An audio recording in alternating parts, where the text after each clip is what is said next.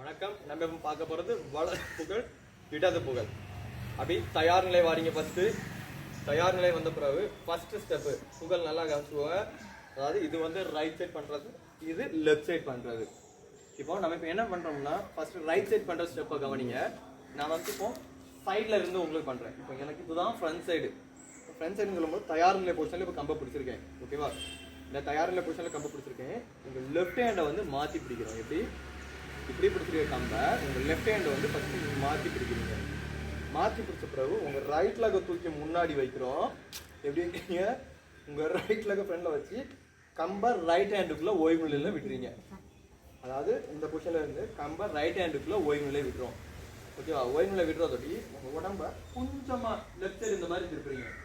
கம்பு இந்த மேலே இருக்க எட்ஜை அப்படியே ரிலீஸ் பண்ணி முன்னாடி எடுத்து அடிக்கும் போது கை எல்லாமே லெஃப்ட் சைட் பாடிக்கு வெளியே வந்துடும். ஓகேவா? இது வந்து 1 ரைட் சைட் புகழ் முடிச்சிட்டிங்க. 2 இப்போ லெஃப்ட் சைட் புகழ். அப்போ உங்கள் ரைட் ஹேண்டை வந்து முன்னாடி மேலே மாற்றி பிடிக்கிறீங்க. ஓகேவா? 2 அப்படியே உங்கள் லெஃப்ட் லெக்கை தூக்கி முன்னாடி வைக்கிறோம். இப்போ கம்பை அப்படி லெஃப்ட் ஹேண்டுக்குள்ளே விட்டுறீங்க. ஓகேவா? அதாவது இப்படி இருக்க கம்பை அப்படியே லெஃப்ட் ஹேண்டுக்குள்ளே விட்டுரும். அப்படியே உடம்பை மறுபடியும் இப்போ ரைட் சைடு திருப்பி இந்த எட்ஜ் அப்படியே எடுத்து கம்பை ரிலீஸ் பண்ணும்போது உங்கள் ரைட் ஹேண்டை பழையபடி நார்மலாக தயார் நிலை பொசிஷனுக்கு பிடிக்கிறோம். மறுபடியும் கவனிங்க.